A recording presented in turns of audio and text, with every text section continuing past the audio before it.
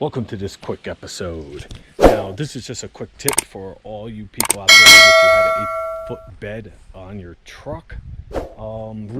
Real work trucks have a sliding rear window, as you can see. But anyway, I had two trucks before this. They were both 8 beds.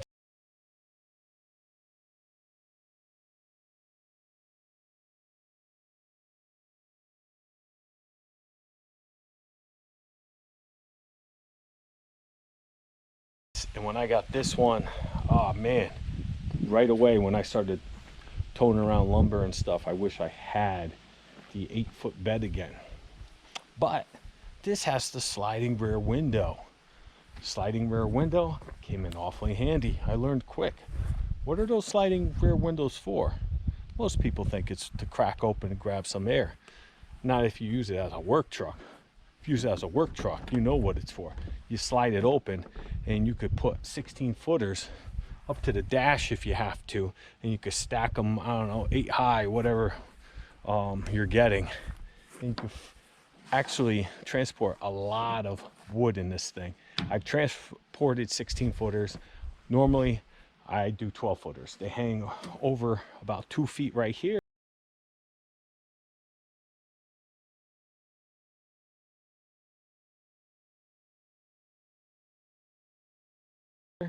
And going through the center window, it does not block my vision to my right side mirror.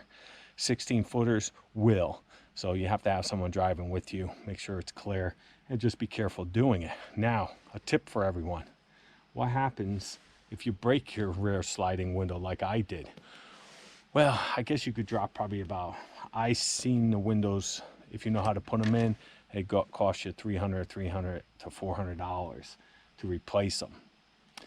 I'm not doing that. This is a work truck, and this truck probably doesn't have too much longer on it. I'm like 230,000 miles, but it's running strong, and I try to take care of it. But if you take a good look at it, it's been beat up.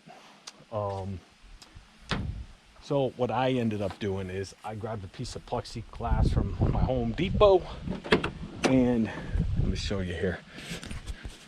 And all I do is slide it shut, make sure it's in the track, which it just fell out. Make sure it's butted up, goes inside this little thing here to grab that side. It's kind of hard to do with one hand, but it does. There it goes. And then I put a piece of 3M tape as my security locking mechanism, but it doesn't go anywhere. It won't fly out at high rates of speed or nothing like that.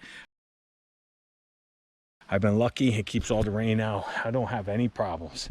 I've heard people put in the actual glass and it leaks and all this stuff.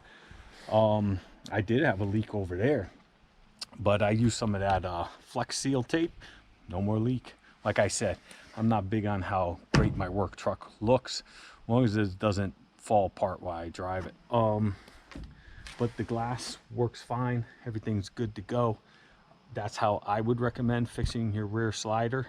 If it's a work truck and you broke it, how not to break your rear sliding window. I've been using that rear sliding window probably since I had the truck now to transport wood. One night at Lowe's, it was dark out, and I was trying to slide 2x8s side by side. I was stacking them maybe like 10 high on both sides, and one of them, when I was putting them in, I was midway.